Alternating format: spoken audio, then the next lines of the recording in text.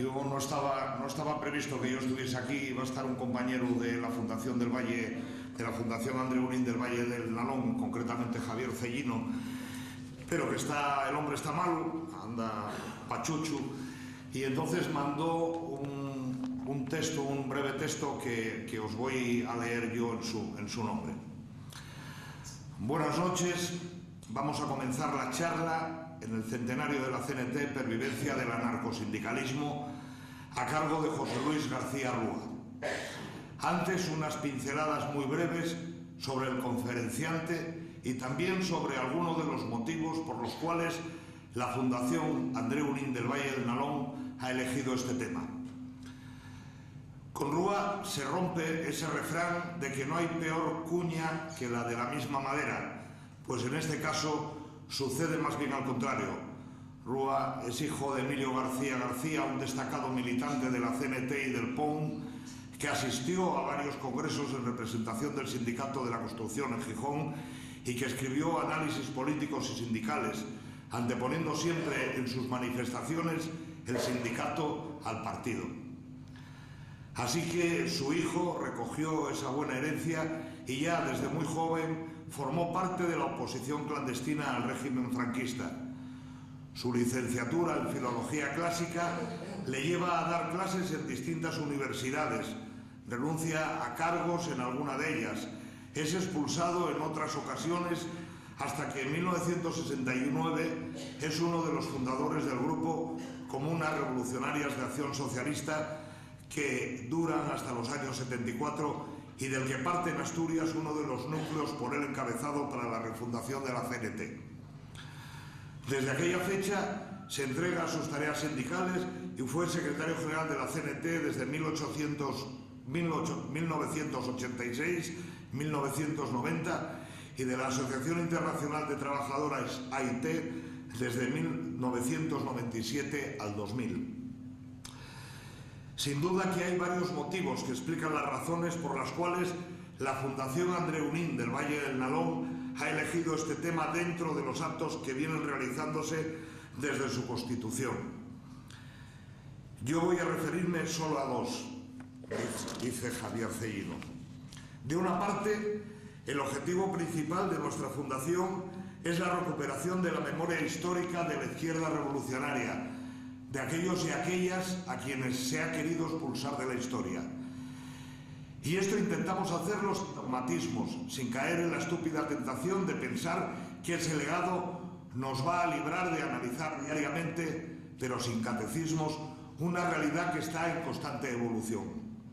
Y qué mejor ocasión que conmemorar este centenario de la CNT, que no debemos olvidar que se trata no solo de una de las grandes organizaciones de la clase obrera, sino que constituyen además un movimiento revolucionario de dilatada historia. El otro motivo guarda relación con el nombre de Andreu Nin, un militante revolucionario de quien yo destacaría, entre otras cosas, que siempre reclamó el derecho a pensar, algo que hoy día cotiza a la baja. Andreu Nin fue una figura capital del POUM, una organización que mantuvo una relación muy estrecha con la CNT. Fueron dos organizaciones a las que siempre se les intentó expulsar de la historia. Primero desde el estalinismo y ya más recientemente desde los poderes políticos, incluidos, como no, los de la democracia de la izquierda real. En definitiva, pues, hay que luchar contra este intento de marginación. Hay que esforzarse día a día, sabedores, eso sí, de que esta tarea es posible. Termino con una frase de Charleston. La historia es una novela que nunca está acabada y, por tanto, a nosotros nos corresponde seguir escribiendo alguna de sus páginas. Estas son las palabras de Javier Cellino que nos envía, porque ya digo que no pudo estar aquí. Para mí una gran satisfacción estar al lado de José Luis García Rúa en esta mesa y en la ceguera. Para mí Rúa y mi padre político enseñóme el ABC, nunca se lo agradeceré bastante, pero además enseñóme muchas otras cosas, como por ejemplo pues saber leer a Machado, saber leer, no sé, a Orwell, que también estos por estas fechas se conmemora el 60 aniversario y por eso para mí es un gran orgullo y un gran honor estar con él y cederle ahora la palabra.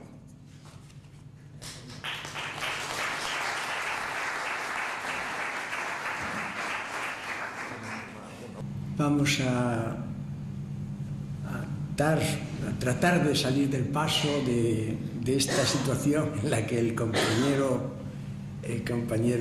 Boni me ha metido y que no sé cómo saldré de ella porque, en fin, ya uno está muy machacado por muchas cosas y no tiene uno la palabra siempre a disposición de lo que uno quiere. Pero no obstante, tengo que decir que para mí es un gran contento, un gran motivo de contento hablar aquí en La Felguera. Ya hablé otras veces, 2, 3 o 4 veces hablé aquí en La Felguera, en tiempos de un gran compañero nuestro, Aquilino Moral, una grandísima y bellísima persona, un hombre que era pariente personal del Ajo. Cuando llegaba a mi casa, antes de llamar a la puerta, ya mi mujer decía: ahí está Aquilino, ahí está Aquilo, como decíamos nosotros, por el olor a ajo que despedía siempre. Era un vegetariano convencido.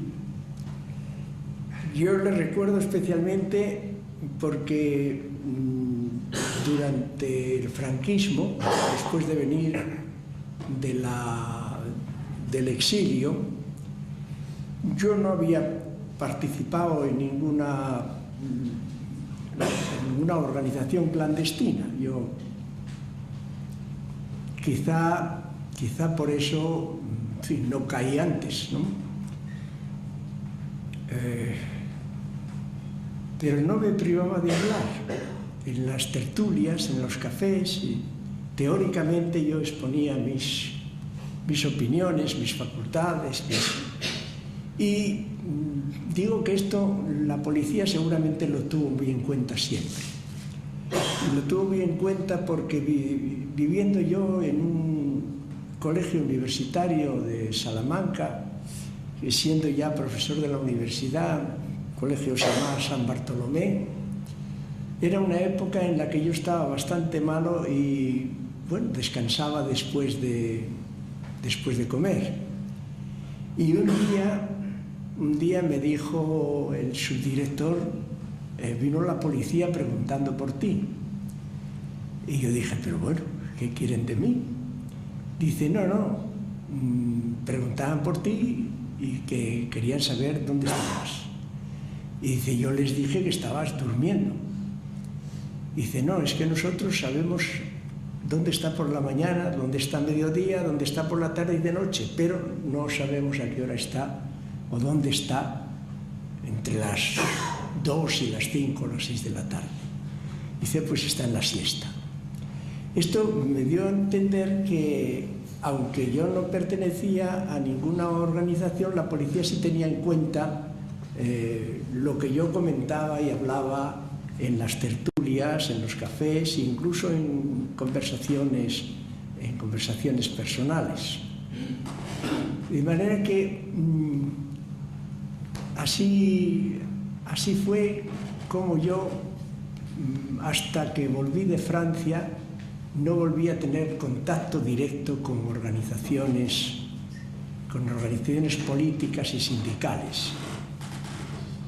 Y como no pertenecía a ninguna, mi tarea política primera fue la de hacer plataformas donde todos pertenecían a un partido o a otro, o algunos no pertenecían a ninguno, y yo no pertenecía tampoco a ninguno, salvo a la plataforma. De manera que cuando la única organización que no se acercaba, no sé por qué razones, al grupo en el que nosotros militábamos, era la CNT. Y un día aparece en mi casa, en la calle Pedro Menéndez de Gijón, llaman y un hombre ya mayor de 80 años tendría, o 80 y tantos, y me dijo: soy Aquilino Moral, yo no le conocía, bueno, soy de la CNT, fui compañero de tu padre, pasa, estuvimos hablando y ya el hombre fue los primeros contactos que yo empecé a tener con la CNT, digamos orgánicamente hablando, en los años 64, 65. A mí me causó una gran emoción porque cuando se despidió en la puerta de mi casa levantó el puño y dijo: salud, compañero. Y era la primera vez que a mí me llamaban compañero desde una organización, y luego a partir de entonces tuve muchos contactos con él y con la Felguera, y me di cuenta de todo el trabajo de organización que hacía, todo el trabajo antifranquista que hacía, por los escritos, por su movilización de las personas en el Valle del Langreo, fuera del Valle del Langreo, en Gijón. Una gran persona, un hombre realmente excepcional, que a mí me alumbró mucho, me sirvió de mucho. Estos es los primeros contactos que yo tuve con la Felguera. Fueron, por lo tanto, contactos muy positivos. Otro también importante que tengo que relatar es que el primer meeting que da la CNT después de muerto Franco, el primer meeting de España, se dio aquí en la Felguera en conmemoración de las acciones de Higinio Carrocera, que se recordaron su valiente acción en el Mazuco deteniendo las fuerzas fascistas, y fue, digo, el primer mitin que la CNT dio después de la muerte de Franco, por lo tanto en el renacimiento de la CNT. El segundo se dio en Gijón, en los Maizales, y ya el tercero ya se dio en Sants, en Barcelona. Pero los dos primeros mítines que la CNT dio después de renacida, a partir de la muerte de Franco, tuvieron lugar aquí en Asturias, en la Felguera y en Gijón. Bueno, para hablar de la CNT, la organización a la que yo pertenezco, uno no sabe cómo empezar. Quizá fuera propio hablar un poco de la naturaleza humana, porque la CNT pretende ser una organización que acomoda su práctica e incluso su teoría a la estructura de la naturaleza, a la esencia de lo que la naturaleza nos rodea, la madre de la vida, la siempre joven que decían los griegos, es. Y en este sentido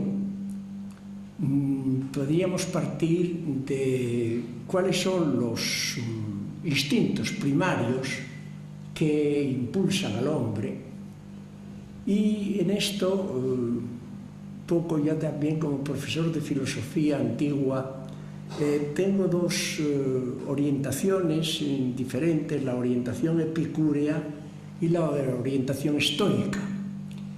La orientación epicúrea dice que el hombre se mueve por placer. Hay un antiguo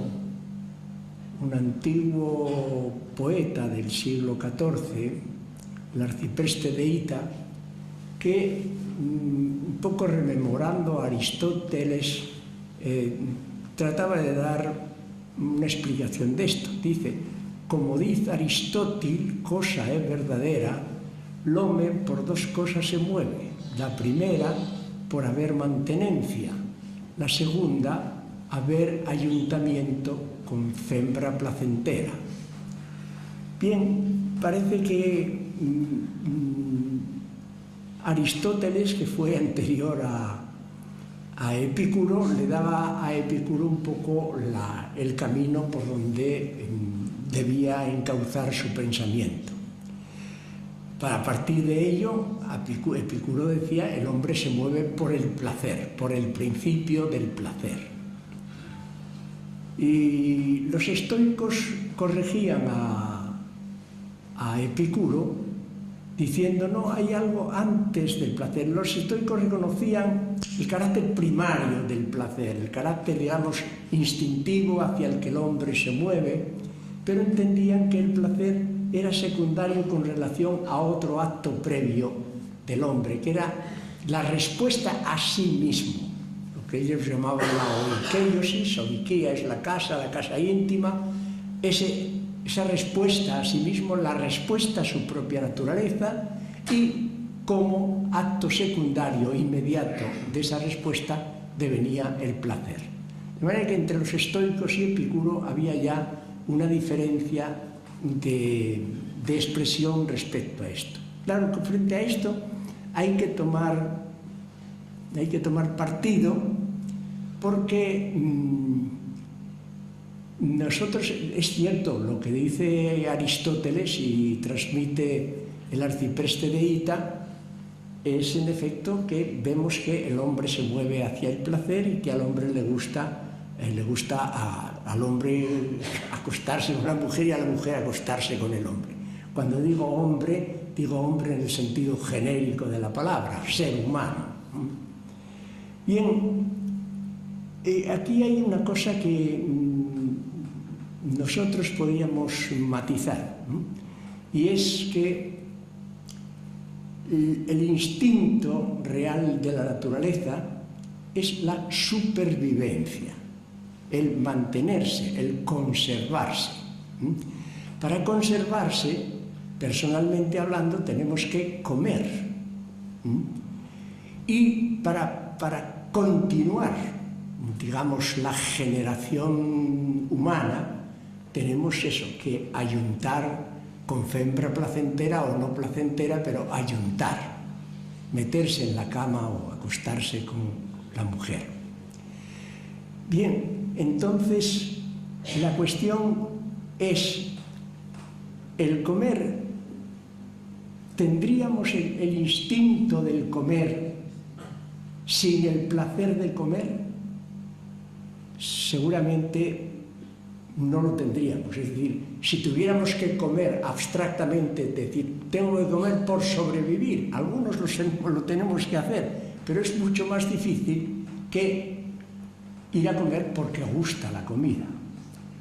Y también lo mismo, querer tener criaturas de rechazo.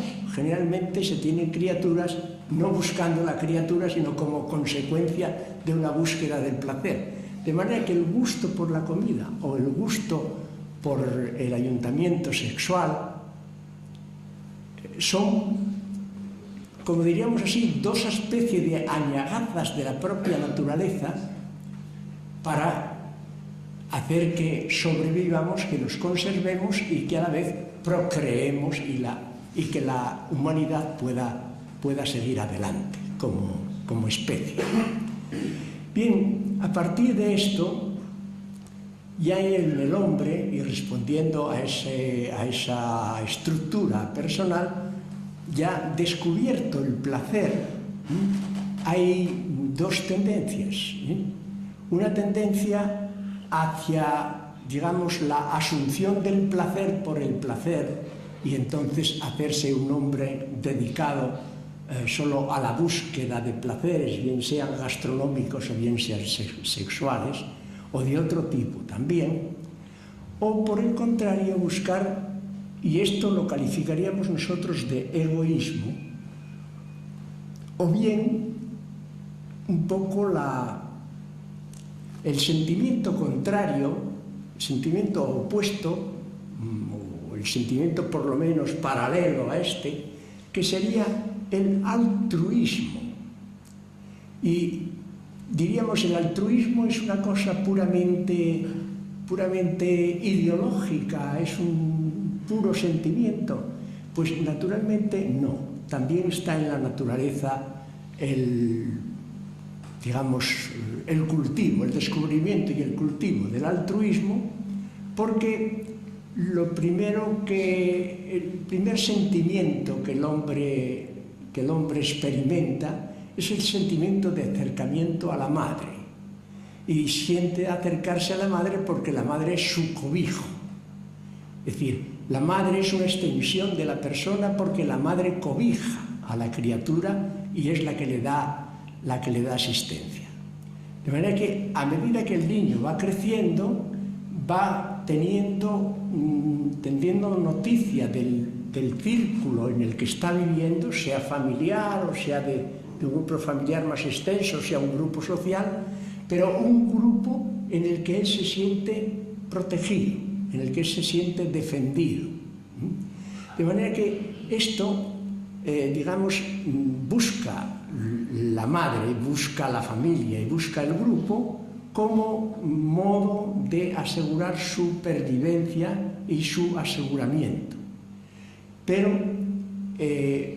después esto mismo puede convertirse en un sentimiento independiente que es simplemente la adhesión al otro. Eso significa altruismo, moverse en torno al otro. Y aquí es donde podemos ver los dos tipos humanos que pueden después encontrarse en sociedad. Aquel que habiendo descubierto el placer como primero o segundo instinto, se dedica específicamente y exclusivamente o principalmente a ello, o aquel otro que, continuando el sentimiento de búsqueda del apoyo de la familia y del grupo, fomenta el espíritu altruista, de manera que egoísmo o altruismo. Esto un poco es la historia de todas las sociedades y todos los movimientos sociales se mueven en torno a estos dos tipos de sentimiento, y las culturas y las civilizaciones y los grupos sociales van teniendo una u otra característica según que predomine en él o bien el instinto de la búsqueda del placer individual o bien la búsqueda de la compañía, del trabajo común junto con otros. Evidentemente, el principio de explotación viene a partir del primero de los instintos, es decir, del instinto del egoísmo, del que busca el placer y dentro del placer, el que busca el dominio de los demás, también como una forma de placer. Y por otro lado están los que sufren ese dominio y los que se tienen que defender frente al poder, frente al instinto de aquellos que solamente buscan el predominio de sí mismo o la satisfacción de sus propios instintos. Y en esta segunda parte es donde el hombre descubre que él solo no puede defenderse frente al poder dominante. Y al no poder defenderse solo, le quedan dos caminos. O bien yo voy al campo de los que pueden, me hago como uno de ellos para dominar a los demás, o bien tengo que ser aplastado por los demás. O bien, como tercera solución, tengo la posibilidad de juntarme con otros, darme cuenta del mundo en el que vivo y darme cuenta que en esta situación de aplastamiento en el que estamos tenemos la posibilidad de liberación si nos unimos, si tenemos conciencia de cuáles son los resultados de una y de otra cosa y buscamos el camino de la liberación. Si no hay esta búsqueda del camino, primero el instinto de liberarse y segundo, el conocimiento de que uno por sí mismo no puede liberarse sino a partir del concurso de otros que estén también oprimidos, el hombre no tiene solución. Entonces el hombre entra en un pesimismo integral, en una especie de fatalismo, de aceptación de lo que sea, y entonces es pura y simplemente la víctima de aquellos que dominan.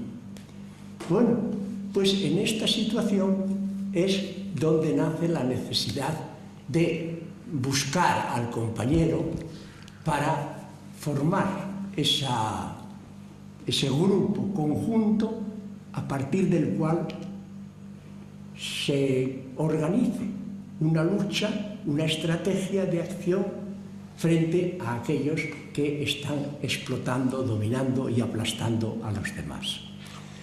Bien, hay un principio, y tengo que recurrir a ello porque es el comienzo, en realidad, de la Confederación Nacional del Trabajo, que es el principio básico que movía a la Asociación Internacional del Trabajo, a la OIT, que era el de la emancipación de los trabajadores. ¿Ha de ser obra de los trabajadores mismos o no habrá emancipación posible?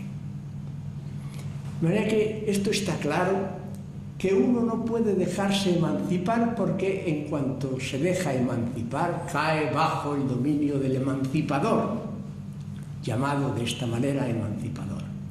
Por lo tanto, esto, que era principio fundamental en la Asociación Internacional de Trabajadores, es el que en una de las evoluciones, digamos, en un sector evolutivo de esa evolución que se concreta o confina en la Confederación Nacional del Trabajo, en la CNT, se busca entonces que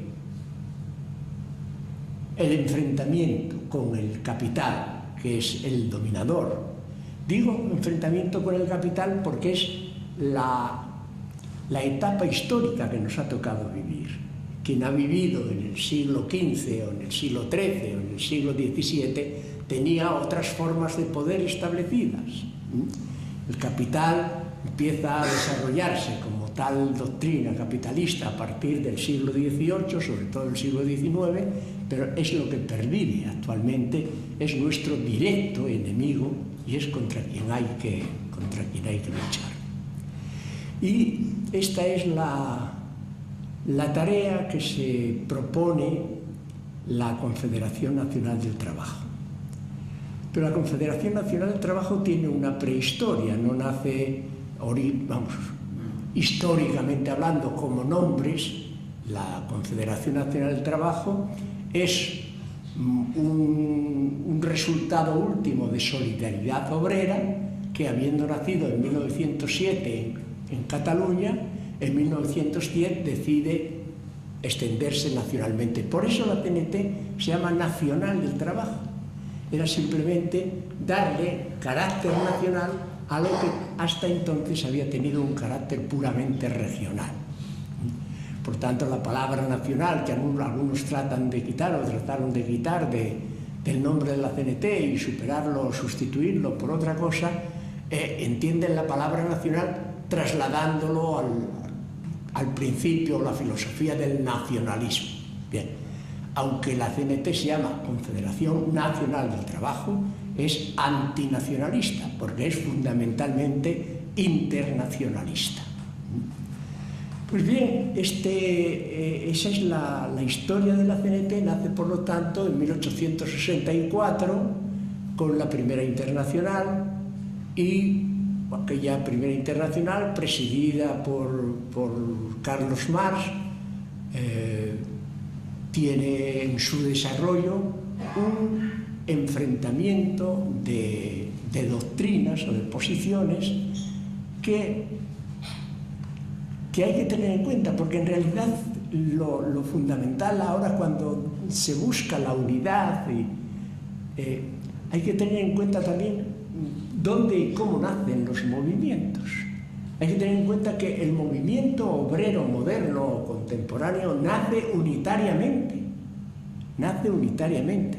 Es decir, que la separación de grupos obreros es posterior a su nacimiento. De 1864 a 1872 existió ese trabajo unitario. a partir de 1872, habiendo decidido Carlos Marx, yo diría que no, es mi opinión personal, no tanto por decisión teórica del propio Carlos Marx, porque leyendo a Carlos Marx se le descubre un espíritu revolucionario que no debería haber llevado a esa consecuencia de separación. Pero Federico Engels sí era partidario de esa separación, sí era partidario de una ruptura incluso. Federico Engels, no hay que olvidar que Federico Engels era un capitalista burgués, sí, es decir, que era hijo de fabricante y fabricante él mismo, y por lo tanto tenía interés en el capitalismo porque el desarrollo del capitalismo trae consigo el desarrollo del proletariado y el proletariado tenía que ser el agente de la revolución.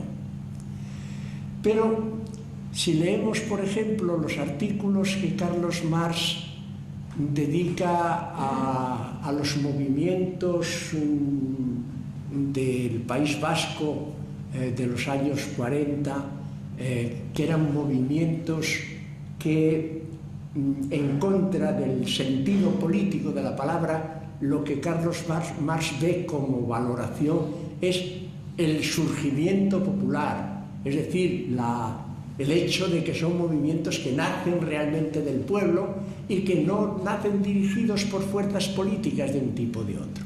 Si comparamos estos escritos, y hay un libro que se titula Los Bakuninistas en Acción, que es un libro de Federico Engels dedicado a la acción de los bakuninistas, en fin, a la lucha cantonalista que hubo en España como consecuencia de la monarquía de Amadeo de Saboya después de la Revolución de 1868 y también con la Primera República. Esos movimientos cantonalistas, por ser precisamente proletarios, por ser precisamente del pueblo y por no someterse a ninguna prescripción de carácter político, los tiene por fundamentalmente negativos. Se compara entonces esta posición de Federico Engels con la de Carlos Marx, y que está justamente en la misma edición del libro. Aparecen los dos, la contraposición de las dos posturas, la engelsiana y la marxiana, aparecen muy claras allí. Pero en fin, por esta vía es por donde el grupo marx-engelsiano produce una modificación del artículo 8º de la Asociación Internacional de Trabajadores, que postula que los trabajadores deben participar en los parlamentos. Deben participar en los parlamentos, es decir, deben hacer una lucha política por intervenir en las instituciones burguesas. Bien, la razón o lo que se pretendía era que entrando en el Parlamento, entrando en el sistema burgués, se puede destruir desde dentro al propio sistema capitalista burgués. Bakunin era contraria a esa posición y les decía que ellos creerían el poder debilitar o destruir incluso al poder capitalista entrando dentro, pero lo que iba a suceder en realidad es que el poder capitalista los iba a absorber, los iba a someter a su sistema, y parece que esto fue, digamos, una especie de predicción del propio Bakunin que se ha cumplido enteramente. Hoy los partidos, ya desde Bernstein, pero Bernstein, con el cual empieza el revisionismo marxiano o marxista, ya desde Bernstein empieza esa derechización clara del movimiento socialista. Pero es que Bernstein era discípulo directo de Federico Engels, y hay mucho de Bernstein en Engels como hay mucho de Engels en Bernstein. De manera que la raíz estaba propiamente dentro de eso.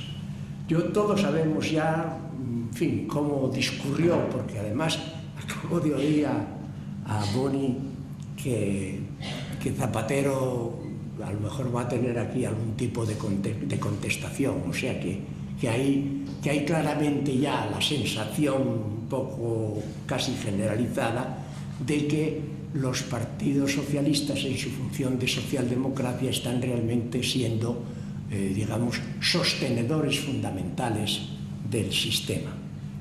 Bien, en esa situación, o por oponerse a eso, los que fueron expulsados de la AIT se reunieron en Saint-Imier, en Suiza, y llegaron a otra forma apolítica de organización. Una forma política, pero que no nace espontáneamente y de la nada, sino que anteriormente, por ejemplo, pues a finales del siglo XVIII, principiando el XIX, ya las obras de Godwin, por ejemplo, son claramente un ataque directo al Estado como Estado, al Estado como organismo de opresión, al Estado como aparato de las castas dominantes, y, por lo tanto, un canto de libertad. Que en esa línea sigue después Pierre-Joseph Proudhon, lo continúa Bakunin, más tarde Kropotkin, Malatesta, digo, en el sentido teórico de la palabra, pero en el sentido práctico se concreta en la Comuna de París, en los resultados posteriores, la lucha contra, aquí en España, en contra de la Restauración, y finalmente, a finales de siglo ya, la clara visión de que los movimientos obreros de carácter sindical deben ser independientes y al margen de toda dirección, de toda supervisión de carácter político. Es decir, que los sindicatos correa de transmisión son sindicatos en suma mal vistos en general, después por la clase obrera, porque la clase obrera, en último término, va a ser la que padece esa consecuencia de derechización de los sindicatos, pero sobre todo, en este caso, por la Confederación Nacional del Trabajo, que se declara, en fin, totalmente independiente de cualquier forma, digamos, de organización política. Bien, la Confederación Nacional del Trabajo, ¿cómo funciona? Lo primero que defiende la Confederación Nacional del Trabajo es la libertad. La libertad por encima de todo. Bueno, ¿qué quiere decir esto? Que si la Confederación Nacional del Trabajo parte de que la naturaleza debe ser la gran enseñante de los pasos que la casta humana puede ir dando, el hombre, si hemos de buscar una definición del mismo, podríamos decir que es el que es libre por naturaleza, libre por esencia. Quiero decir, considerando al hombre como un animal y comparando al hombre animal con el resto de los animales. Puede decirse que el hombre es el animal que ríe, puede decirse que el hombre es el animal que piensa.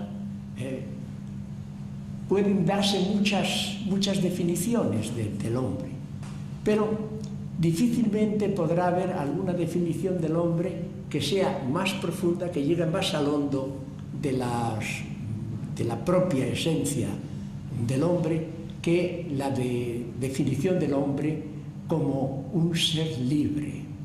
Un ser libre quiere decir un hombre que tiene que buscar la libertad, donde la libertad puede no ser un hecho, digamos, actual y presente y real y efectivo, porque el hombre tenga que vivir en situaciones de sumisión, de esclavitud, de opresión, etcétera, etcétera, pero sí un hombre, un ser natural que tiene en sí la conciencia de que la opresión que se le hace es una opresión contraria a su propia naturaleza. Decía Jean-Paul Sartre que somos libres hasta para renunciar a la propia libertad. De manera que no puede darse del hombre otra definición más profunda y más conforme a su naturaleza que la del hombre como ser fundamentalmente libre, pero esto le obliga al hombre mismo a buscar la libertad, a luchar por la libertad, porque en efecto la historia que el hombre puede percibir en cualquier tramo de la historia que se contemple es la historia de la opresión, la historia del afianzamiento de poder, la historia de la sumisión de unos por otros. Esto es lo que la historia nos dice, y por tanto de aquí podría llegarse a la consecuencia de que el hombre no es libre. Bien, pero el hombre justamente es libre porque tiene conciencia de que está oprimido, tiene conciencia de que es explotado, tiene conciencia de que es aplastado y tiene también el deseo fundamental de liberarse de todos esos factores, de todas esas situaciones que constriñen su propia libertad. De manera que la función del hombre es la búsqueda de esa libertad. La búsqueda de esa libertad, teniendo en cuenta también que el hombre es un ser misterioso, en realidad, porque misteriosa es la vida entera. En realidad, cuando uno trata de buscar enteramente las causas totales y absolutas de lo que sucede, uno no llega a ninguna conclusión. Uno solamente puede relatar y hacerse cargo de lo que va existiendo, pero cuando retrocede en el orden de las causas, el hombre encuentra siempre un gran agujero o encuentra una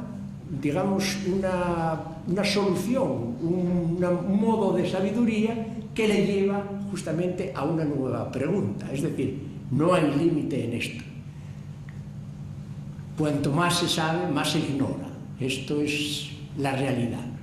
Y más se ignora porque siempre frente a cualquier solución que uno pueda dar a cualquier situación o problema, siempre encuentra un problema posterior al que hay que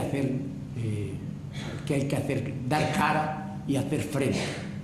Esa es la situación en la que el hombre se encuentra. Y por eso la libertad, digamos, es una libertad deseable. La libertad es algo que constantemente tenemos que estar ganando. Tenemos que estar, digamos, reconquistando. Algunos han dicho han dicho y han definido la libertad de uno termina donde empieza la libertad de otro, y parece como si las libertades de cada uno fueran libertades independientes que se contradijeran unas a otras.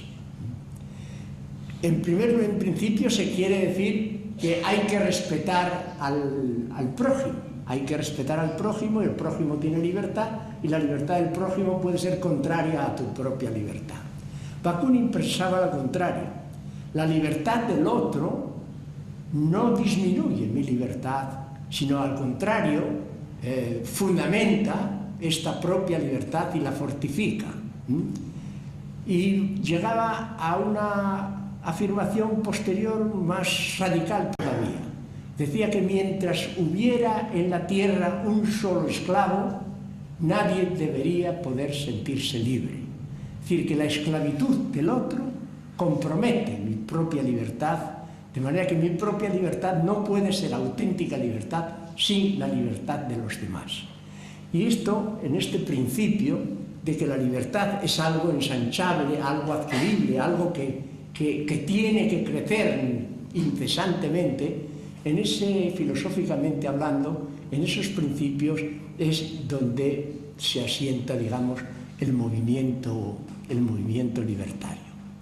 Bueno, ¿por qué dirían algunos? Algunos pueden decir, bueno, pues hay que tener un ideal, y se ha partido, incluso en la CNT, por ejemplo, en el cuarto congreso de la CNT en mayo, en Zaragoza, en 1936, se definió el comunismo libertario. Se dijo, el comunismo libertario es esto. En fin, se dieron unas pinceladas. A mí personalmente muchas veces muchos hombres recurrieron a mí, hombre, escribe sobre esto, escribe sobre la sociedad futura, escribe. Yo me he negado siempre porque ¿cómo voy a escribir sobre algo que no hay? Yo puedo criticar lo que hay, puedo descubrir la falsedad de lo que hay, puedo descubrir la tiranía de lo que hay, pero es que va a haber unos hombres en el futuro donde yo no voy a estar, que ellos van a ser los que van a decidir lo que quieren o lo que no quieren. De manera que si se les da a esos hombres un programa ya hecho, en realidad ese programa ya hecho va a ser una especie de cinturón, una especie de cadena que les está impidiendo su propia libertad.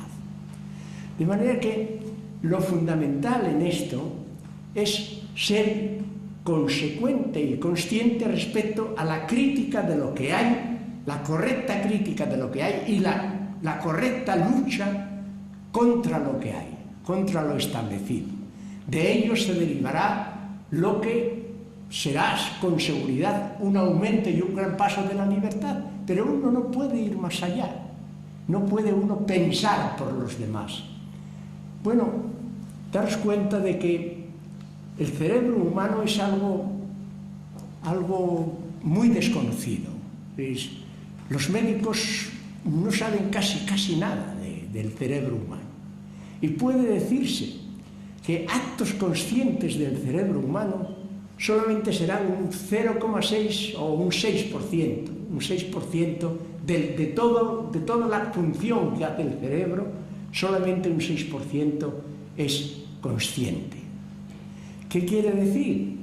Pues que el cerebro es, digamos, un espacio donde ha de ir desarrollándose constantemente, descubriendo constantemente cosas, ampliando la vida constantemente, y uno no puede prefigurarla ni ponerle barreras de antemano.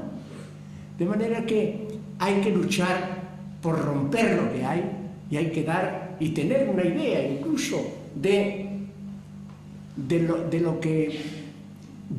cómo organizarse. Es decir, si nosotros sabemos que hay que destruir el capitalismo, tenemos que tener una conciencia suficiente y una organización suficiente para poder proclamar la autoorganización. Sabemos autoorganizarnos.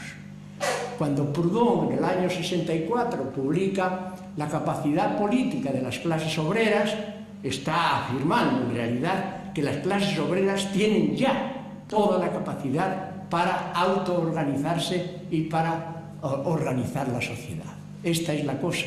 Pero esto está en constante cambio. está en constante cambio y esto es, digamos, una evolución permanente y por lo tanto la misma tesitura de amplitud es la que ha de seguir la libertad. O sea que la libertad está directamente relacionada con el conocimiento y con la conciencia. Y a medida que el conocimiento y la conciencia crecen y se expanden, también la libertad crece y se expande. Por tanto, no es una cosa fija y determinada, sino algo que, como la vida, va en constante aumento y en constante expansión. Bien, pues con estos que podrían ser los principios generales acerca de la existencia y acerca de la persona humana y de la naturaleza humana, es como el movimiento libertario en general y la Confederación Nacional del Trabajo en particular asienta, digamos, su labor teórico-práctica. De manera que la organización ha de ser una organización de base. Al decir que es una organización de base, quiere decir que los principios libertarios de la CNT están en contra de todo centralismo democrático. Bueno, ¿por qué? Pues esto Castoriadis lo dijo ya con una claridad soberana. Es decir, si la política viene de fuera hacia la clase obrera, hacia el proletariado, si hay una política científica que se le mete al proletariado, primero conviertes a la política en una tarea de especialistas, en una tarea de entendidos de la política. Y en la medida en que haces de la política esa tarea de personas entendidas, estás convirtiendo al proletariado en una cosa, estás cosificando al proletariado.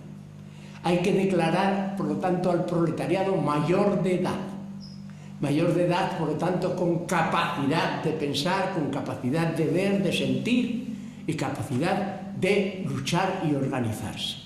De manera que entonces, no sobre los principios generales que hay a propósito de la libertad y del ser humano, hay que tener en cuenta esa capacidad, esa situación, digamos, de libertad que hay que otorgar al pueblo de base, al trabajador de base, de manera que no pueda haber una auténtica organización que sea realmente revolucionaria, donde haya unos especialistas que digan esto es así o esto es andando, sino que tiene que salir todo de la discusión, en primer lugar, sobre todo, porque no hay nada establecido en el orden teórico y con carácter fijo y definitivo, sino que todo es discutible, todo es matizable, todo es, digamos, al servicio del concurso de la inteligencia y de la acción de los hombres.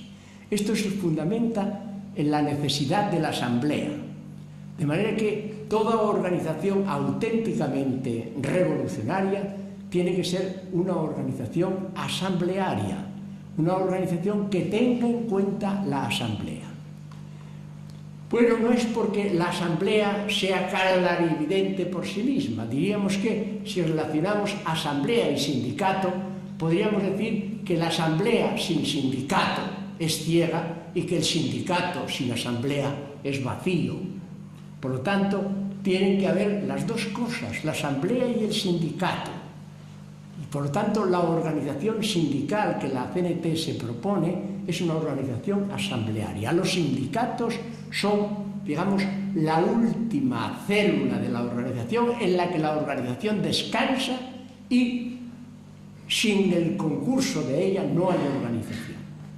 Para ello, entonces, hay que convertir los cargos de representación en cargos de pura gestión. Es decir, que las bases en la discusión de los problemas e incluso de las teorías lleguen a un acuerdo y que de ese acuerdo salgan unas determinaciones que se lleven a la práctica con nombramientos, pero donde aquellos que son nombrados no tengan más capacidad que la gestión de aquello que las bases han acordado. Y esto subiendo, digamos, de organización puramente del sindicato a organización local, a organización regional, a organización comunal, a organización nacional o a organización internacional. Pero siempre en esta medida y siempre subiendo de abajo arriba. Ese es el organismo que la CNT ofrece. De manera que libertad y organización y, por supuesto, acción. Fundamentalmente, acción. La CNT en todos sus congresos tiene que partir de la discusión y de la aseveración y ratificación de sus principios, tácticas y finalidades. ¿Cuáles son los principios de la organización? Pues todos los hombres son iguales. Cuando digo hombres, perdonad las mujeres, estoy diciendo seres humanos. Estoy diciendo todos los seres humanos son iguales y todos deben ser iguales. Es decir, no hay posibilidad de aceptar que nadie, por nacimiento, ni por situación, ni por desarrollo de la vida, tenga más capacidad de decisión que otro. La naturaleza humana, la dignidad humana, exige precisamente eso. Si uno renuncia a su dignidad, deja de ser persona. De manera que la dignidad humana exija que nadie esté por encima de él en cuanto ser humano. Puede saber más. Y yo, en el caso de medicina, nunca le discutiré a un médico lo que tiene que hacer, ni le discutiré a un arquitecto en el plano de la construcción o de la organización de planos, etcétera, etcétera. Pero una cosa es ese reconocimiento y otra cosa es que fuera de la medicina el médico pretenda ser más hombre que yo o tener más capacidades que yo, o el arquitecto también fuera de su tarea. De manera que, genéricamente hablando, los hombres son iguales y los hombres deben ser iguales. Bien, otra cuestión es la vida es una vida para la felicidad. Pero aquí en la vida para la felicidad hay que entender, porque la cuestión del individualismo está aquí metida, hay que tener en cuenta de qué felicidad me estás hablando. Es decir, también los egoístas y por lo tanto los poderosos pueden decir que ellos buscan la felicidad. Para ellos la felicidad pues es poder disponer de 3 o 4 mujeres excelentes, poder tener un yate, poder ir de vacaciones a Honolulu, y, en fin, esa puede ser su felicidad, mientras hay otros que no tengan, que estén viviendo con $1.25 al día o que ni siquiera tengan ese $1.25 para comer. De manera que vivir en la felicidad es vivir una felicidad dentro de la naturaleza y por tanto dentro de los principios que la naturaleza supone, y aquí es donde interviene ya lo que había discutido yo acerca de las dos posturas, egoísta y altruista. Y evidentemente una posición egoísta no cabe en la CNT, no cabe en la CNT porque en la CNT se respeta fundamentalmente al individuo. Se respeta al individuo, pero tampoco el individuo puede oponerse a eso. Y aquí vienen dos principios fundamentales para la CNT. El principio de autonomía y el principio de federación. De manera que en las cosas propiamente individuales, en aquello que atañe a la intimidad del individuo, aquello que es solamente del individuo y no tiene ninguna relación con los demás, si yo estoy enamorado de esto o de lo otro, si yo pienso o siento de esta manera, eso ahí no puede entrar nadie, eso tiene que ser respetable siempre, siempre. Ahora, en todo aquello que afecte a los otros, ahí hay que ser kantiano a rajatabla. Es decir, no quieras para ti lo que no quieras para otro. Y por lo tanto, en los principios kantianos era obra de tal modo que tu acción pudiera convertirse en un principio universal de acción. Es decir, pudiera valer para todos. No quieras, por lo tanto, para ti lo que no quieras para otros. Por lo tanto, ahí ya, digamos, el respeto de lo individual cesa. El individuo, decía Aristóteles, y no solamente él, Bakunin lo apoya también, es un producto, Marx también lo dice, un producto social. Ahora, como producto social, da la impresión, en la versión marxista, por ejemplo, de que el individuo no tiene capacidad individual propia para pensar, decidir o existir, porque en su doctrina la base es la base de la superestructura y la superestructura dimana de la propia base. Por lo tanto, el economicismo está ahí claramente establecido. Y ahí ya el individuo, a partir de esa doctrina, sí puede sentir al individuo más o menos, digamos, maltratado, incluso maltratado. Ahora, Bakunin afirmaba también lo mismo, de que el individuo nace de la sociedad, Lévi-Strauss, entre los estructuralistas, nos dice también lo mismo, y en realidad todo lo que pensamos, lo que sentimos, los movimientos, las inclinaciones y tal, pues nos vienen dados de la sociedad, los mamamos de la sociedad de una manera o de otra. Claro que hay un límite en donde el hombre puede, digamos, rechazar o aceptar o neutralizar eso. Jean-Paul Sartre, decía algo importante en este aspecto. Decía, lo decisivo no es lo que han hecho de nosotros, sino lo que nosotros hacemos con lo que han hecho de nosotros. De manera que ahí está el principio de libertad, la capacidad de acción del propio individuo, que esa es la respetable.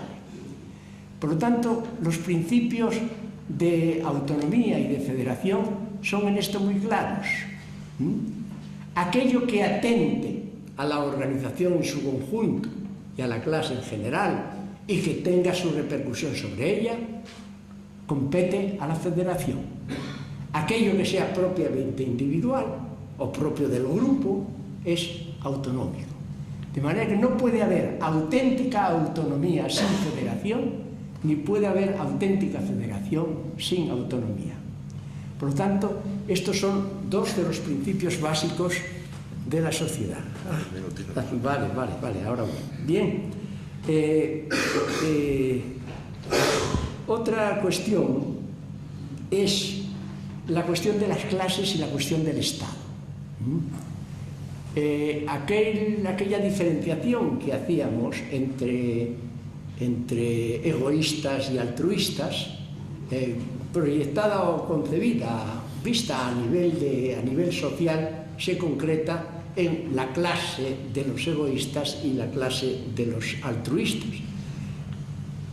Tampoco podemos decir que hay una separación nítida y clara y única entre unos y otros, porque también en ellos, digamos, hay un proceso de mezcolanza.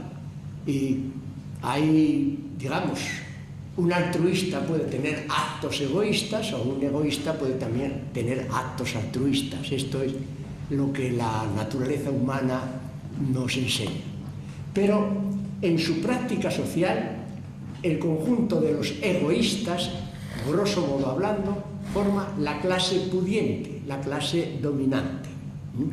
Pues bien, esta clase dominante se opone necesariamente a la clase dominada, le impone su ideología, le impone su forma de vivir, le impone su vida cotidiana, etcétera, etcétera.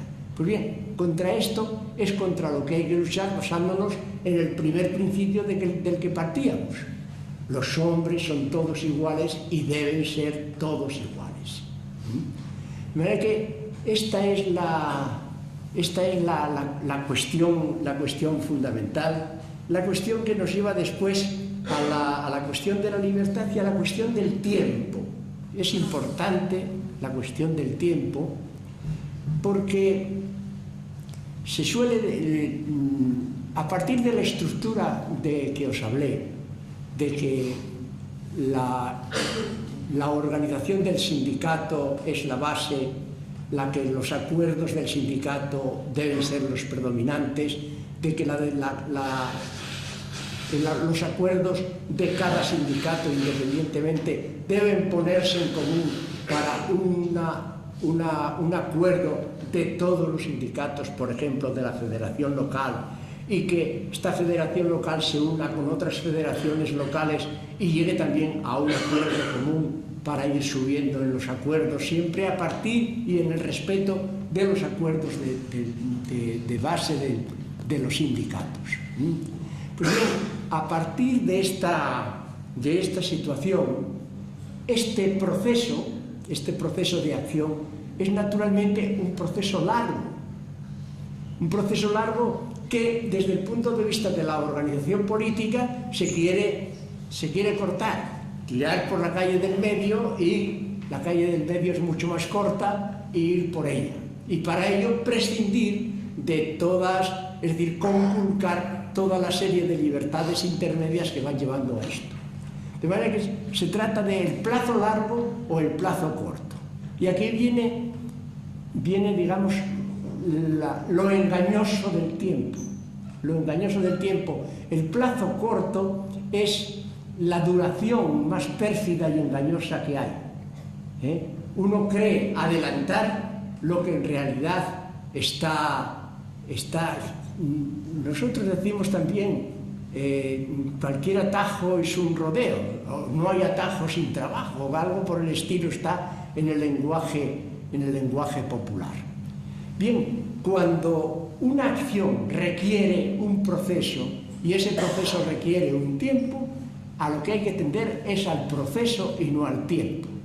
Y se engaña aquel que quiere romper ese proceso, que es el proceso de la vida, que es el proceso de la organización, que es el proceso de la acción social, etcétera, etcétera, rompiendo, digamos, partiendo de la línea directa.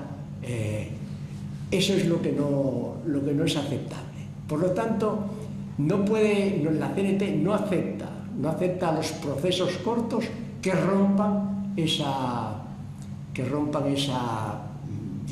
necesidad del proceso, del desarrollo del proceso como hecho natural.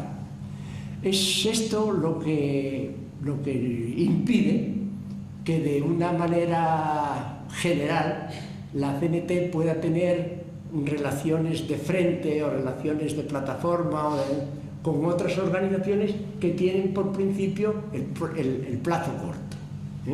¿Por qué? Porque si la CNT acepta el plazo corto, está prescindiendo ya de las libertades de sus organizaciones de base para tomar los acuerdos. Y si la CNT renuncia a eso, está renunciando a sí misma. De manera que únicamente por este camino es por el que la CNT entiende que puede llegarse al comunismo libertario, que puede llegarse a la real autoorganización, y es aquí donde hay que distinguir la táctica y la estrategia. La CNT no puede renunciar a sus principios estratégicos porque es renunciar a los principios básicos de su propia organización. Tácticamente hablando, aquello que no afecta a la estrategia y por lo tanto a los principios, la CNT puede aceptar movimientos de uno o de otro tipo, pero no nada que pueda afectar a los principios. Porque si afecta a los principios, se acaba la organización, se acaba todo, y aunque siga habiendo los nombres de Confederación Nacional de Trabajo, CNT, etcétera, etcétera, el nombre no dice nada. Lo fundamental es siempre la acción, lo que se hace, a dónde se va y lo que se quiere. Bien, la CNT por este camino hizo grandes cosas. La CNT fue la única organización que hizo una revolución auténtica, una revolución de base, una revolución que el Estado quiso volverse en contra de ella, pero no consiguió destruirla. Las colectivizaciones de la CNT perduraron y perduran y son admiración de los historiadores. Ahora quedo a disposición de vosotros para entrar en un coloquio.